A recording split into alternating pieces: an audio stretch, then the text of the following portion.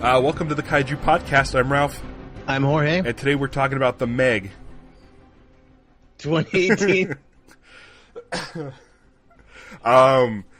Okay, so I saw this last week, and I went at like 9 o'clock on a Tuesday. And I thought, okay, this is going to be perfect because I'm going to take notes. 9 a.m.? Yeah. Yeah. 9 a.m.? Mm-hmm. You have movies that start at 9 a.m. over where you are? Yeah, it's great. Whoa. And on Tuesdays, there's 6... Is that just summer hours? No. No kidding. Yeah. So that's awesome. Yeah, so Stevie, Tuesday is one of my days off, and so Stevie leaves work at like 7, and so I'm like, I'm just going to go watch the Meg. And it's like $6 all Tuesday long. And it's like cool. Digital screen and this Atmos surround sound thing, and it's really great. And it's literally across the street from my house. And I figure, okay, how full was the theater?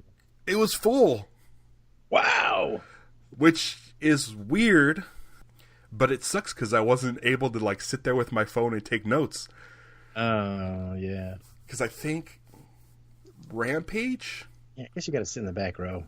I was sitting in the back row right next to like a ton of people.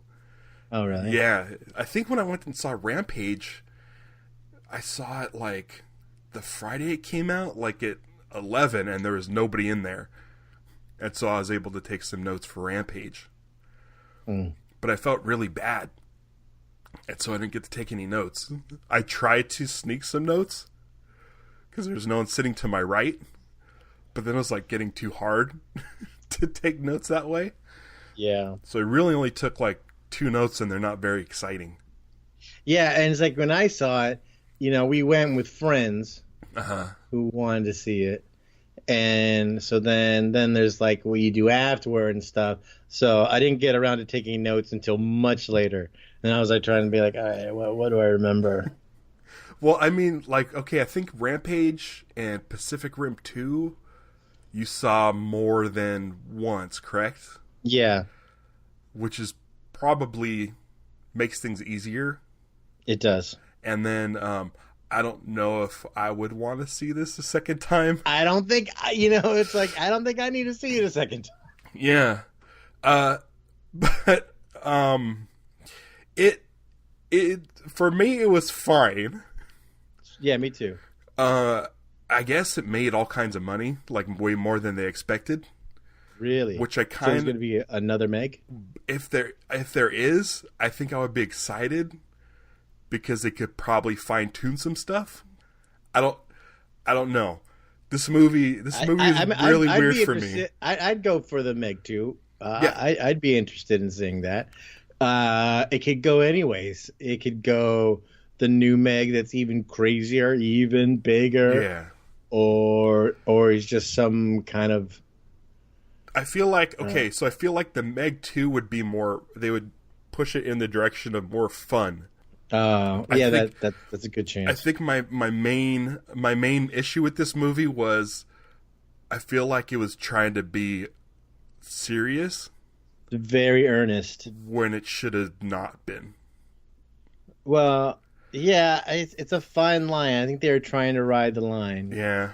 And it's interesting because there are things that we criticize.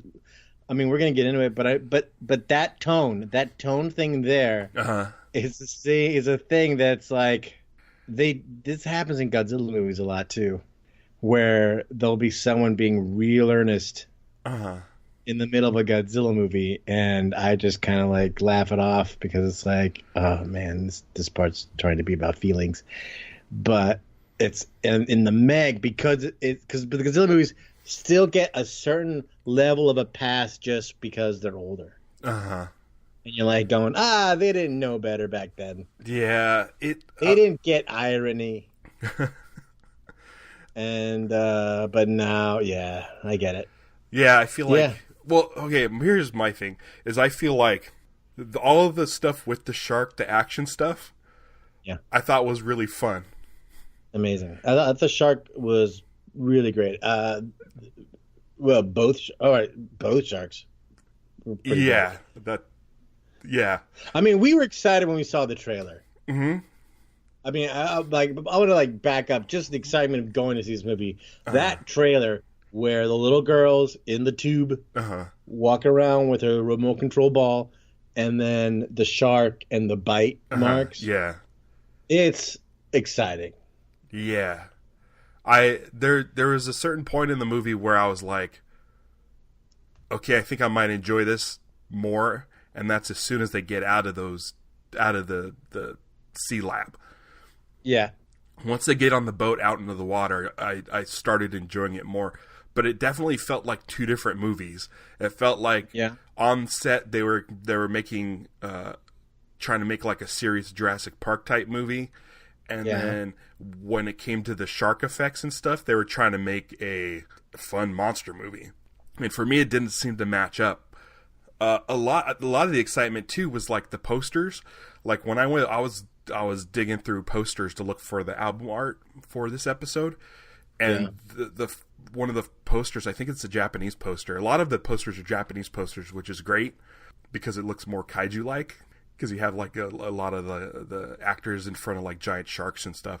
But a lot of the American posters had focused on the beach attack scene, and then the Japanese posters had like them in their sort of Jetsons, what do they call them, the gliders, the little boats. And I'm like, oh my gosh, this might be really fun, like beach attack scenes and goofy submarines, and so I was really amped to see like a really crazy off the wall movie, and like Jason Statham, I see a lot of his movies and they're really over the top. And then like Rainn Wilson's in there, and I'm like, oh cool, he's going to be like comic relief, and he kind of really wasn't. And so I feel like if everyone just kind of tweaked it a little bit on the live action stuff, just the those portions of the movie, I think it could have been a lot more fun. Because I feel like they were trying to go for horror. At least the first part was kind of meant to be more like horror, but and then it kind of switches into action later. But I like the action stuff more. Yeah, there's certain things I was like, oh, maybe it's this, and then it's like, oh, it's not that. Yeah, the very beginning of the movie, the one note I did jot down at the beginning was there's an opening shot of Singapore, and it looked like a model. And I guess I don't know what Singapore really looks like. Oh, it's because when they first showed it, I was like, oh, is this, because it also kind of has that quality that's like Dubai, where like all the buildings are like really kind of curious and ornate looking. It looked like a model shot, and I was like, oh, there's no way this is going to get destroyed, but that would be cool. So, by now, I don't know if you saw this, but The Meg is a series of books. Yeah, and I don't know much about the books, but I can tell the way the characters were in the movie, I could tell like there's probably more to it.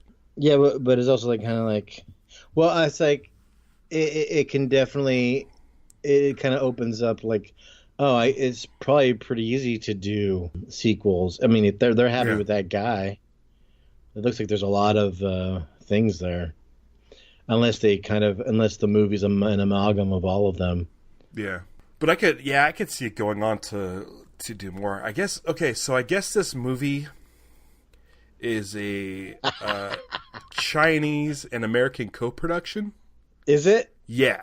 Because I looked it up after, and the whole purpose of the movie was to create sort of an American style movie, but for the Chinese market. I guess the Chinese market's really big.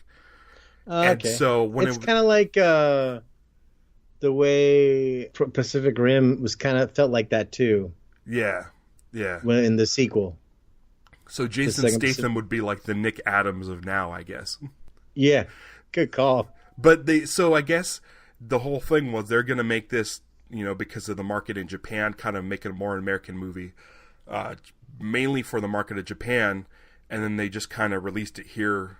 Like Warner Brothers got the distribution, and they're just like, okay, we're gonna do a release in America, and I guess that's where they didn't expect it to do as well. They weren't hoping for it. I mean, it just happened to like strike a chord, and people went to go see it. I'm not totally surprised that it did so well. I'm surprised that they're so surprised that it did so well. Yeah.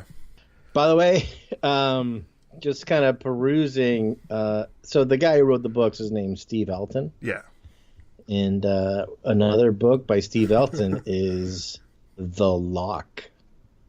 Oh, I saw that because one of the posters I saw said, it said now a major motion picture, or like on a Google image search, it said The Meg, and it said now a major motion picture. I'm like, oh my gosh, this is this book. So I looked up the author on Amazon, and he's done a bunch of Meg. I think there might be another monster book as well, but yeah, there's a Loch Ness monster book, which maybe if the Meg series becomes big enough, someone else might jump on his Loch Ness monster book. Are there a lot of Loch Ness monster movies? There's a Ted Danson one, I think. Oh, they're probably kids movies, huh? I think there's a Werner Herzog one. Did you ever see that one? I remember that one. Yeah. The Incident at Loch Ness. Yeah. That's one of those ones where when like 3 years ago when I was moving, I found that DVD in a Netflix sleeve while I was cleaning stuff out. I'd had it for like 3 or 4 years, and I didn't know I had the DVD. I felt real bad about it, but I sent it back. Someone's probably sitting there waiting. I'm wondering how those get received. Yeah, like the ones that you go like, all right, we'll take it off your list. I'm sorry, I sent it back, and then you're like, oops, I didn't send it back. Yeah. The movie pretty much starts with Rainn Wilson, who's a billionaire or some kind of guy funding the Sea Lab. Well, it starts with a flashback. Oh yeah, of a rescue. Basically a submarine rescue. Did all the underwater stuff at the beginning look kind of blurry to you? Was there? I didn't. Not that I noticed. Okay, maybe it was just like muddy seawater or whatever. The rescue. The opening scene reminded me of Rampage. I don't know why. Mm-hmm. That kind of cold open where it's like, foreshadowing the monster, I guess, where they had like the lab rat in space and, kind of all hell breaks loose. Yeah. In fact, that's kind of what I was hoping. I was hoping that the Meg was going to be a result of exploding, like if that was a nuclear sub. Yeah. And I wanted the Meg to be a result of that, like the radiation from nuclear. I wanted it to be Godzilla, basically. Yeah. Be like, oh, the radiation has suddenly created this super giant megalodon, as opposed to, oh, by the way, there's megalodons down here. Yeah, in the underwater lake or whatever. The underwater thing was cool, though. Yeah. When they go through the surface, like the premise I liked, that they thought that for all this time we've thought that this is the bottom of the trench, but they think it's just some like nitrogen surface, and then they go below it, and suddenly everything's a new species. Yeah, it was kind of funny too, because it took them however long to set up this project to go down there, and then once they do, they kind of just start sending everything down there. Like the gliders can go down there, and then like, it's not really that tough. It's just they never did it before. Yeah, it was just like, now we can, this timing. It was just waiting. They were just waiting for Rainn Wilson to arrive. Yeah. I saw the Aquaman trailer before it, and I did too. I was like, Aquaman's definitely more fantasy based, but I was like, I kind of like the crazy creatures in that one more. It's busy down there. Yeah. A lot of aqua people. Yeah. The giant seahorses. Yeah, it's very. I was like, oh, this is like a live action Little Mermaid. Yes. Even what's her name looks like it. Yeah, totally. Never heard. Totally, is that Ariel? Yeah, so Jason Statham's already been through an ordeal with a Megalodon, Yes. and then I feel like after that sequence, when he saves some of the people and leaves his guys behind, He has to go. I feel like that's where the title should have been, where it should have said the Meg there, but they kind of had it sort of at the beginning swimming around. Yeah, the title was. Yeah, they definitely kind of tried to do something weird with the title sequence for sure. But it could have been. I felt like that could have been punchier. That was the only 2 notes I had. Then I was like, okay, I give up.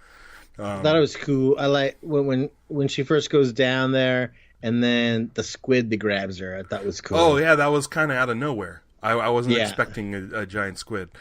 Well, I think in the trailer there's a part where you see there's suction on top of the thing and then blood. I remember getting a taste that knowing that was coming. That's part of the things about, again, this movie is a good example of why I try to avoid the trailers, because there's parts of the Meg that you're watching being like, oh, this could be it. Oh no, wait, there's scenes in the trailer that I know they wouldn't cut out of the movie, because sometimes there's stuff in the trailer that you're like, oh, they never even did that. But there's other stuff that's like, oh wait, there's still the part where he's lunging out of the onto the boat, and that kind of stuff. Yeah, I like that Jason Statham is he is an expert at any submarine. He just hops in a submarine and he could start pressing buttons and knows what's going on. Well, I thought that submarine is basically like his old rescue submarine. Yeah, that's why I thought that's how he knows that red sub. He knows to do that. He knows how to turn off all the systems. That's the submarine he knows really well. Yeah, and between that and then like the gliders, I thought okay, this is going to be really campy, but it really wasn't. The gliders look really goofy. Like if you just look at a picture of them, they literally look like a Jetsons car. Yeah, with the big bubble. But I liked how the bubble kind of stayed stationary as it moved around, like a gyroscope. So I'm like, okay, that's a cool design. I love the gliders. Yeah. I was like, is this a real thing? Trying to figure that out. It's like all these different boats that are all part of this station. It's like, we have the gliders, but then we also have like the big giant yacht kind of boat for when we want to just go off on our own and just leave it. Or where did that boat come from? I feel like that was maybe Rainn Wilson's boat. But it has stuff on it, like cranes and stuff. Yeah, and he's well funded, I guess. It's like, oh, by the way, bring the boat around. In a way, they're all Rainn Wilson's boat. Yeah. Yeah, there's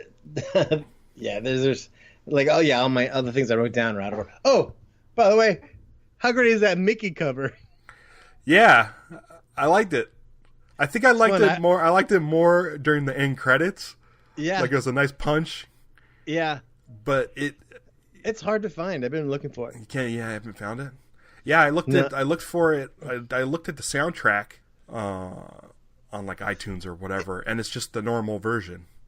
Yeah, I took a photo of the screenshot of the when the credits came up for it. It's by a Thai band called Pim, but it's hard to search for something like Pim. Yeah. That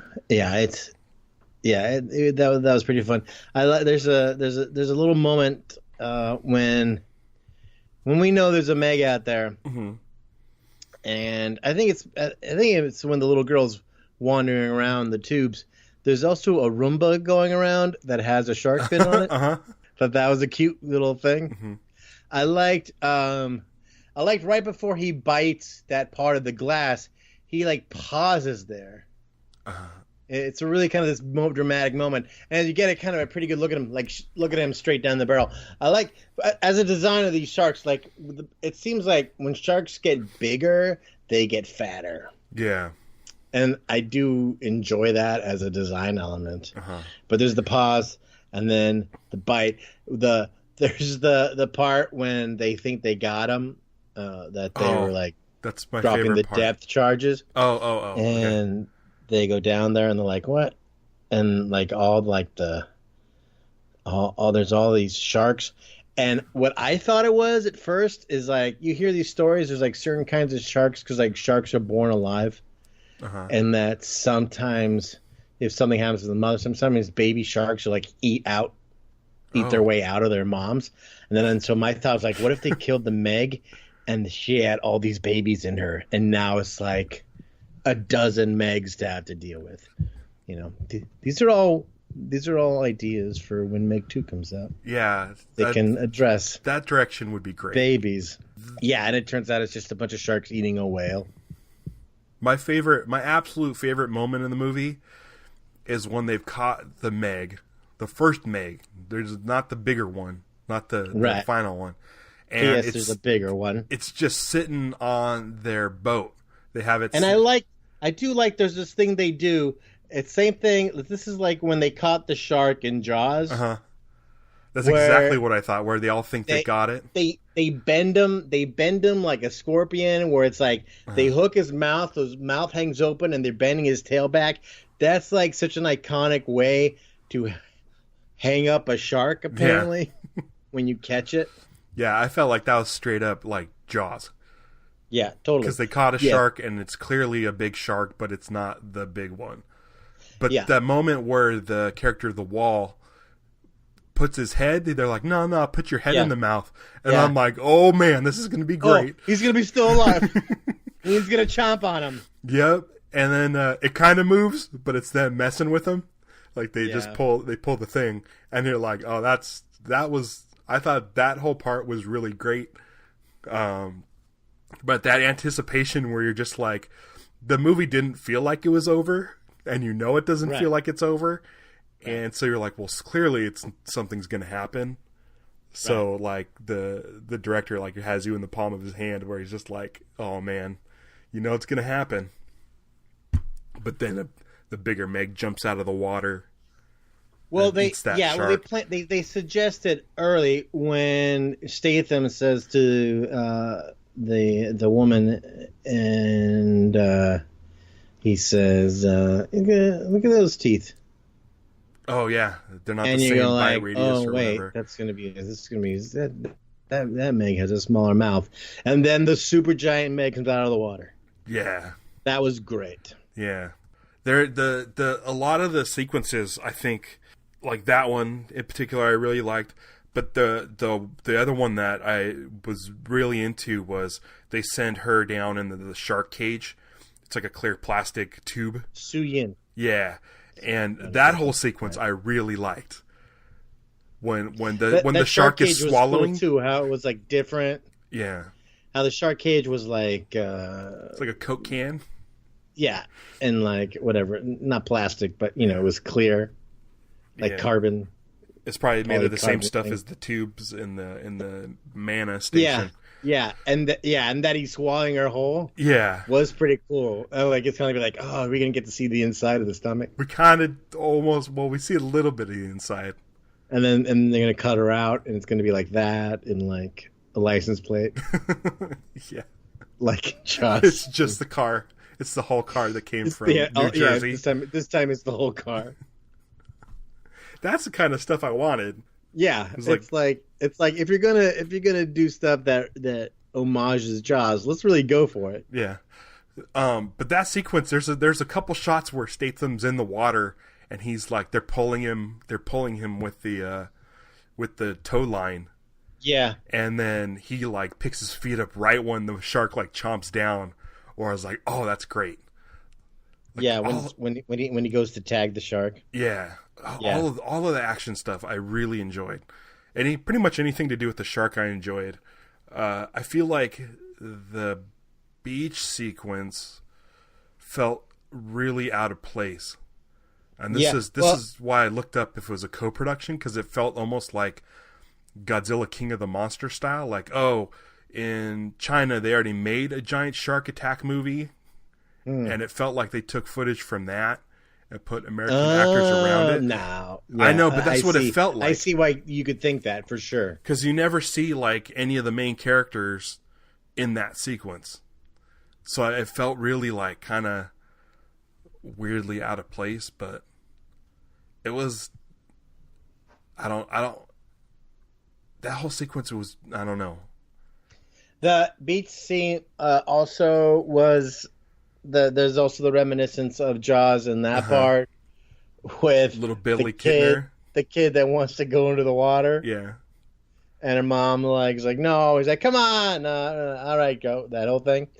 By the way, the Asian kid at the beach is credited as Awesome Beach Kid. Did his popsicle have seeds in it or something? I was fascinated with his popsicle. It looked like a bomb pop, but it was like green and red, and the green part looked like it had little seeds, like a kiwi or something. It's possible. I was fascinated. I was fascinated by it.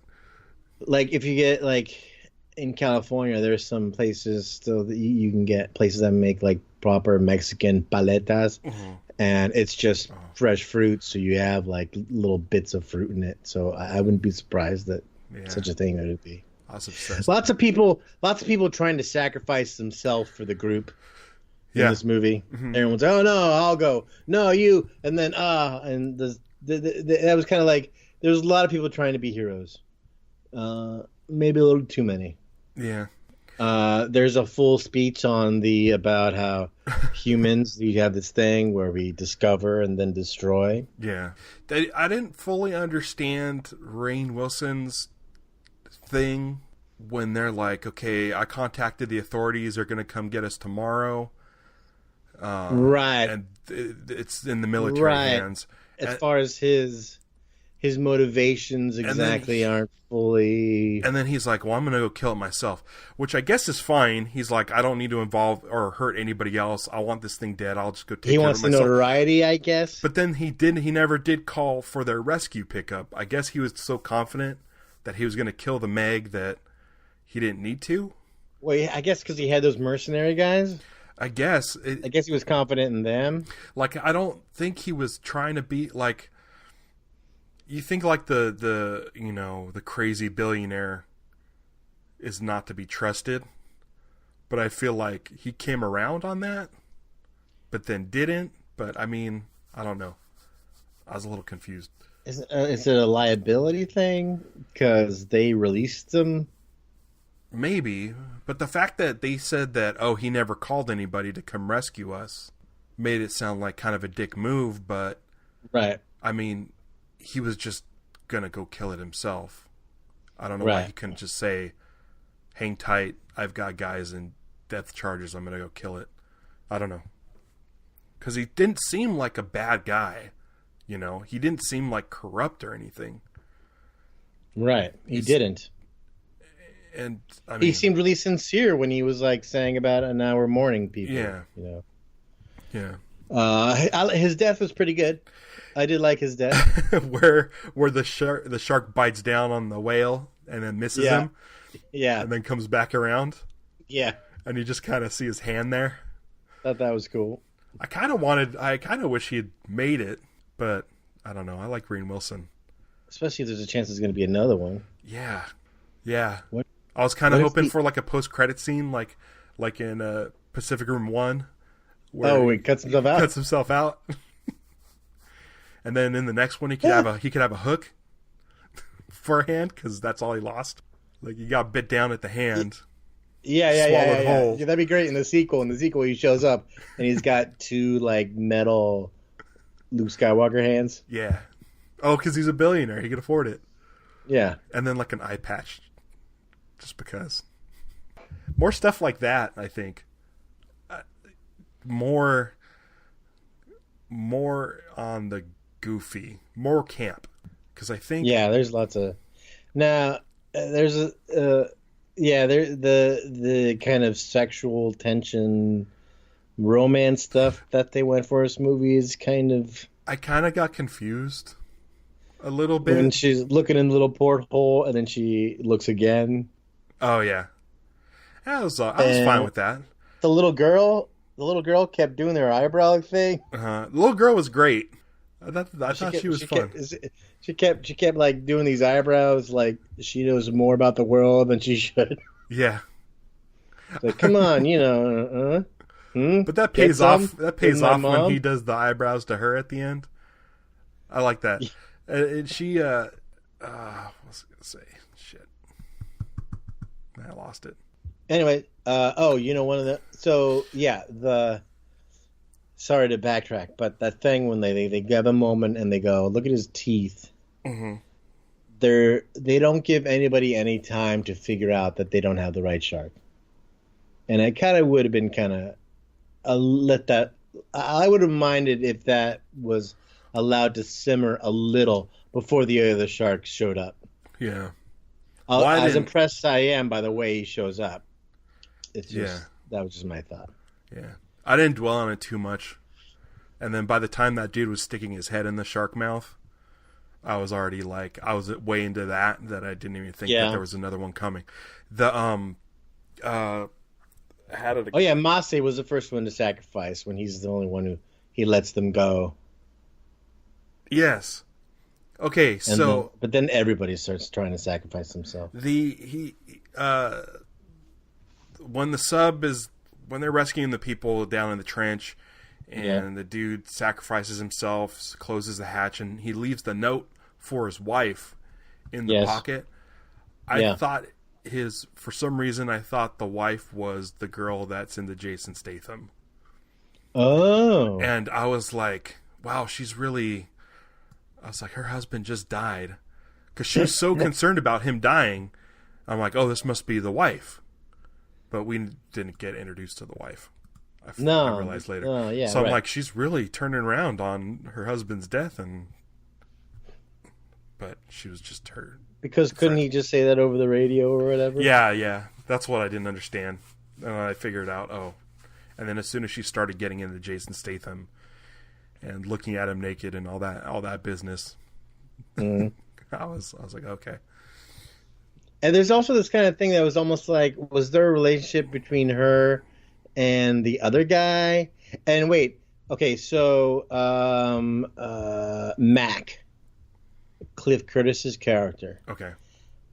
Is he in a relationship with the woman who gets stabbed? I don't know. Because there's this kind of quality, like they know her history. Mac knows her; he's in on it too. He knows about it too. And there's this thing where he catches Su Yin where she was like peeking on Jason Statham, and he's like, "Hey, I'm cool with it." Then I was like, "Wait, were they ever together?" There's this kind of thing that was like, is everybody down there everyone kind of goes through a relationship with everybody? It's like a rotation, maybe. Yeah, it's like, all right, I guess it's us now. Yeah, it's funny how the top half of the Sea Lab just looks like an oil derrick. It totally does. Yeah, that's pretty cool. I wonder if that's camouflage. I think it is. Or if it's for the movie version, just for the movie, like that's what they can. They weren't going to create their own. A top half. Yeah. Let's just use this. That's totally brilliant. Yeah, but it reminded me of like Mask, like from the 80s, those 80s toys. Yeah. Like Boulder Hill it looked like a gas station, but turned into a secret base. Like that's what it reminded me of, like sort of a. That was like a play set, like a place you did it. The Mana play set. I didn't own Mask. Oh, I love Mask. But I remember them. Yeah. I mean, I was like I don't think I was. It was like that period as I going. I was watching the shows that the Mask commercials would be on, but I wasn't at the age of buying those kind of toys anymore. I think. Yeah. There's the little dog. There's like the wedding group or whatever in the boat, and the little dog goes swimming out, and then the shark shows up. Yeah. And then at the end. And Jason Statham is riding on the outside of the thing, glider.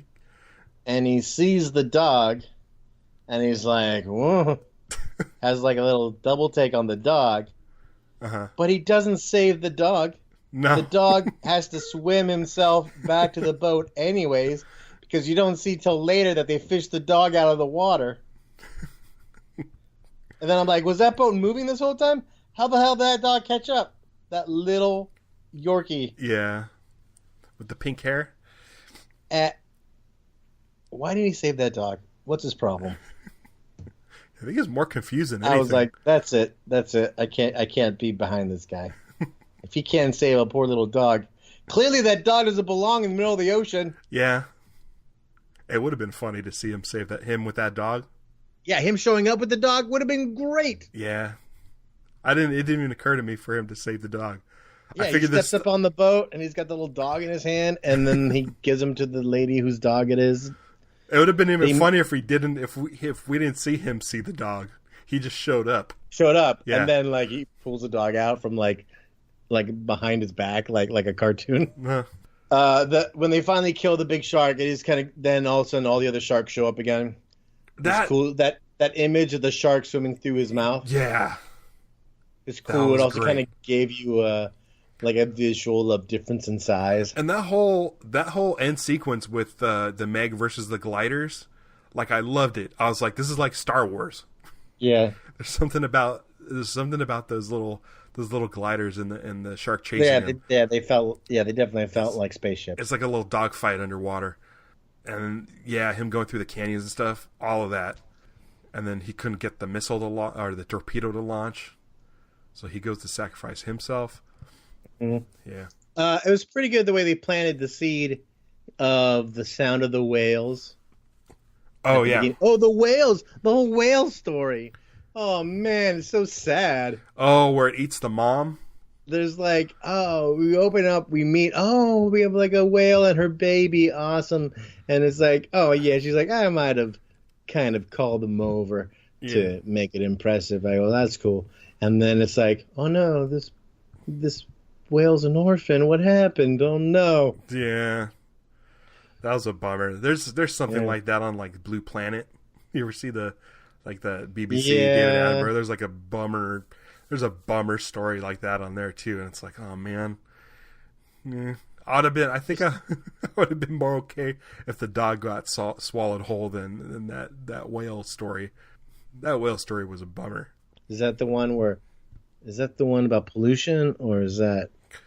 No, it was about killer whales, I think. Oh, going after the kid?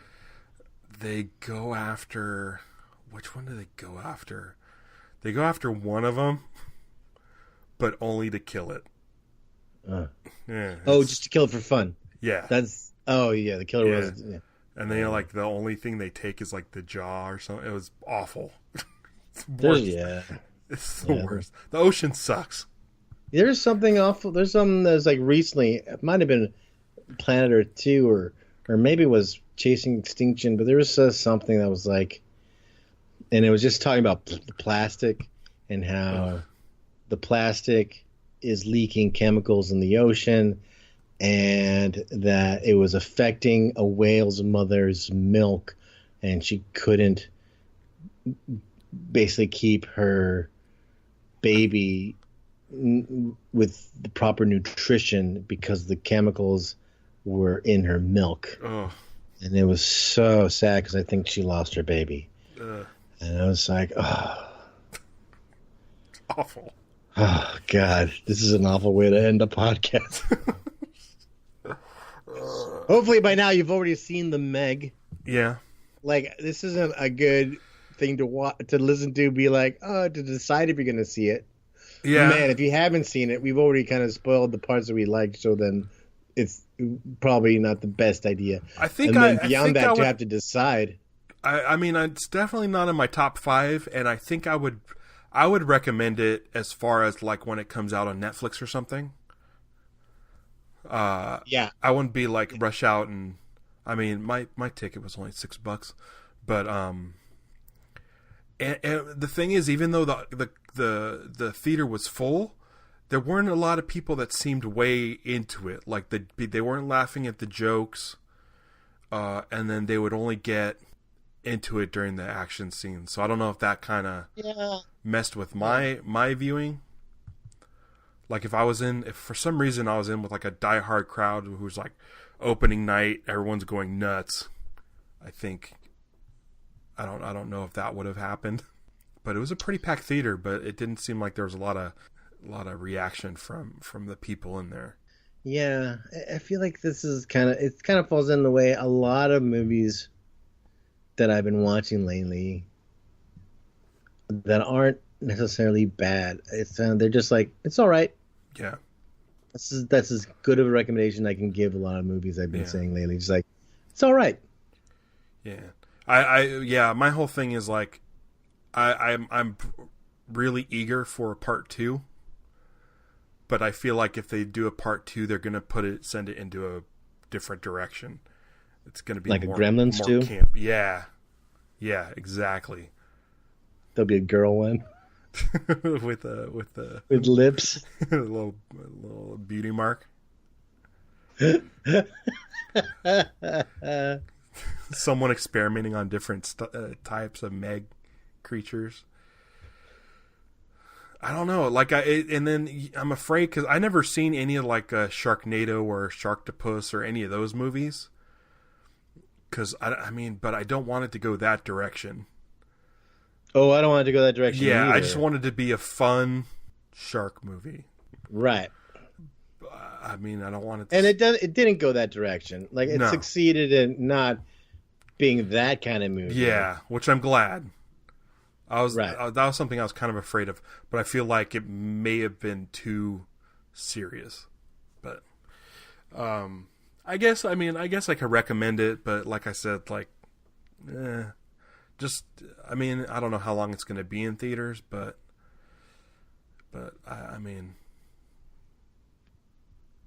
like, don't not see it. Right. Don't not see it. Yeah.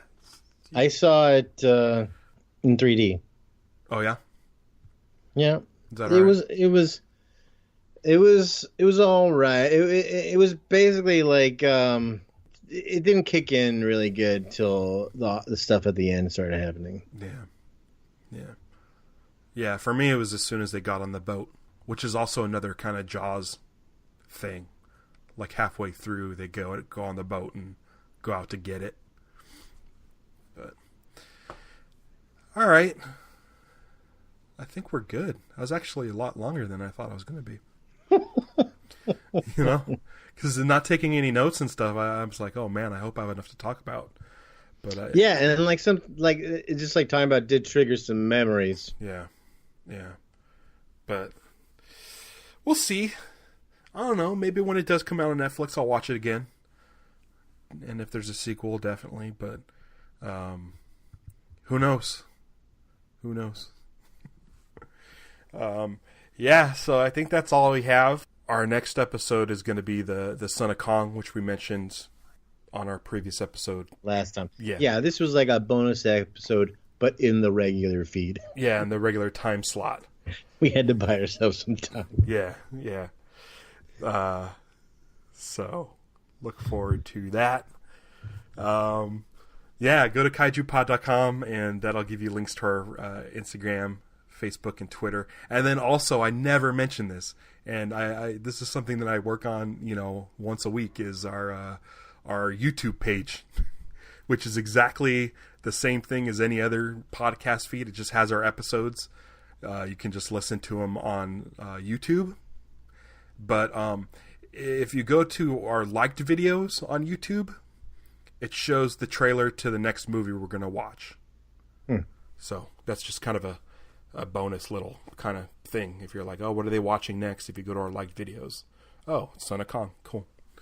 So yeah, there's that. And then I've been continuing to put the movies up on kaijupod.com. So if you haven't seen Son of Kong, there's a free version on the internet, and I have a link to that right on the homepage. So check out Son of Kong, and then our episode's coming in 2 weeks. So that'll be fun, even though we already talked about it.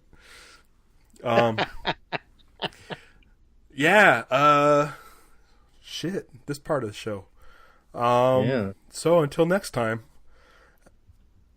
I'm gonna go eat a kiwi popsicle. I'm gonna be an awesome surf kid. I'm gonna go ride one of those little futuristic submersibles.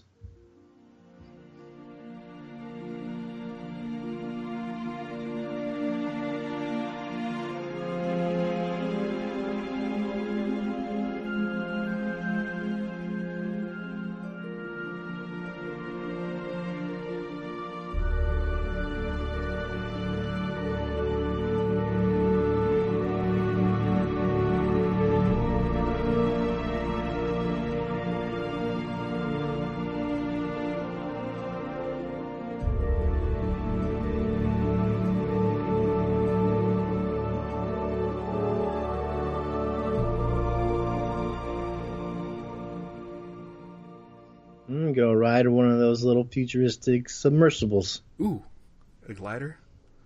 Yeah. God, how fun! You know what those gliders reminded me of? Because they were like orange and yellow. They reminded me of the fish boat from Godzilla versus Megalodon. Yeah, there's something cute about it. Yeah. Yeah. They need wind-up toys. That and the. It also reminded me of the marionette show that took place underwater. Stingray. Yeah. Yeah. It had like it looked like something you'd see out of Thunderball. The James Bond movie Thunderball. I want a bath toy of that, of a glider. Or like just like a Happy Meal toy or something, you know, just a little dumb wind up. Yeah, just Jason like a little Statham. like one of those things where like you put baking soda in it and it goes up and down with the little Jason Statham. And you could always have to leave someone behind every time it comes back up.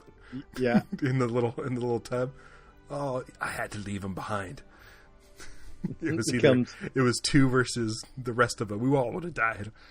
Becomes like that thing where it's like, all right, you have like the wheat, the chicken, and the fox. Oh yeah.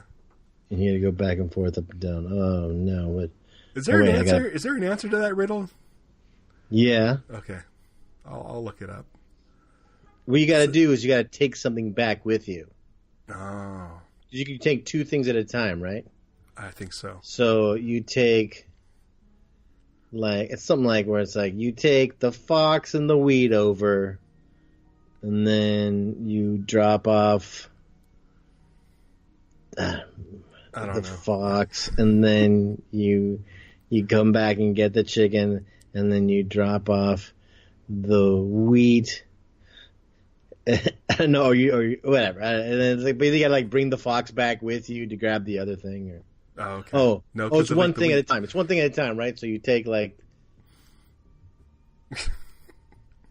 you take the chicken over first, and then you come back and you grab the fox, and then you drop off the fox, but then you got to grab the chicken and bring the chicken back because the fox will eat that chicken, and then you drop off the chicken, and then you grab the seeds or whatever, and you take that over and drop that off with the fox, and you come back, grab the chicken, and then boom, you've done it. Okay. I don't know if you followed all that. I did. I don't know whoever came up with that is. I don't. And for some reason, I've been hearing it a lot lately. You have? Yeah. Like That's weird. Has this been around forever? Because I only started hearing about it maybe like a year ago, and I've heard it like 3 times. Oh, that's a lot lately. I think. Chicken, fox, corn, chicken, fox, river, riddle. I wonder if it says like, oh, this came out last year. It's fun. Chicken, fox, bag of beans puzzle. Wikipedia. The story. The solution. Variations. Is there a history though? Oh, is that like it's like an ancient thing? I don't know. Well, there's a listing when I'm just looking at the references. There's one from 1962. Oh, okay. So we know it's old. Yeah. All right. Man, this was a tangent. Yeah. Yeah. But yeah, I would like the submarine toy. Apparently there's also a version that's goat, cabbage, and wolf. I mean, a wolf wouldn't eat a cabbage? Not for the purposes of our story. Oh, okay. Goat, wolf, cabbage. Maybe that's what... Is that supposed to be the original? Oh, maybe that's the original, and then it's been changed because people are like... They're like... Wolf would eat a cabbage? I don't know. I mean, I'm assuming... I don't think my dog would eat cabbage. And my dog eats... Lizards? He's into melon a lot. Well, she is. She likes melon a lot. She wants to eat whatever we're eating. That's, I guess most dogs. Do cats beg for your food off your plate? One of my cats does, the other doesn't. But it depends on what it is. Like my cat likes cheeseburgers. Oh, so like there was one day. There was one day where Stevie went and got Del Taco, and she came home, and she like went to the bathroom or whatever, and came out, and the cat had pulled a taco out of the bag, had it open on the floor, and was eating the taco. She unwrapped it? Mm-hmm. Yeah. Wow. Yeah. Yeah. I'll send you a picture. Just a whole taco. Didn't eat the whole thing, but so now on her birthday we get her a taco. Oh, that's sweet. Yeah. And then the other one doesn't like anything. My cat's really into yogurt too. So if I'm eating yogurt, she'll come up, she'll jump up and like when I'm done, she'll lick the lid. Yes, and Midge knows.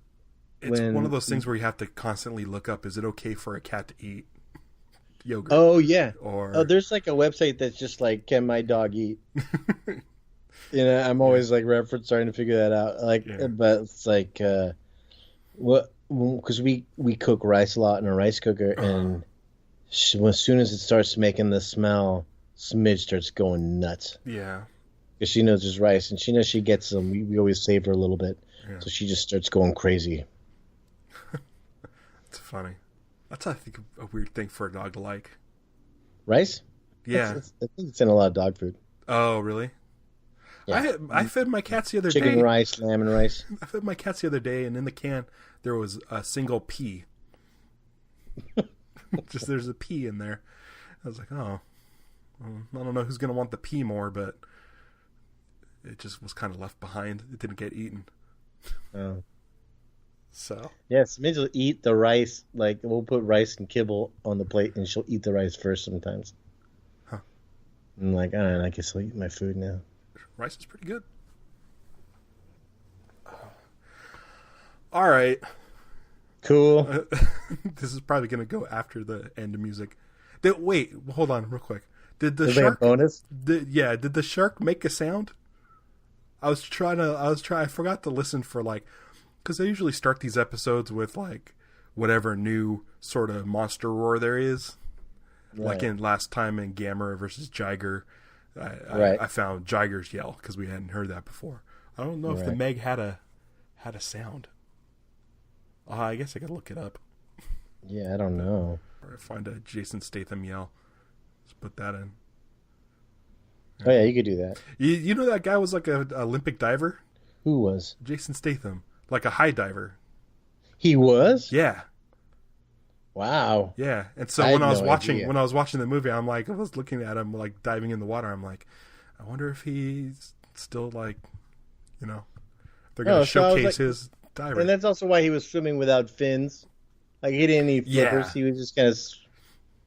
Yeah, I thought that was weird, but then I'm like, oh, that probably makes him cooler, I guess. Like he doesn't need fins. Right. He's so good at it. Yeah. But I just felt like you'd want him just for speed. Uh-huh. Yeah. Yeah. Who knows? Jonas. Was that the name, Jonas? Oh, the character's name? Yeah. They kept saying it. I think it was Jonas. Sounds right. All right, I'm going to stop recording. This is our bonus ramble in the bonus episode. So, all right. Recording is over. Yeah, Jonas Taylor.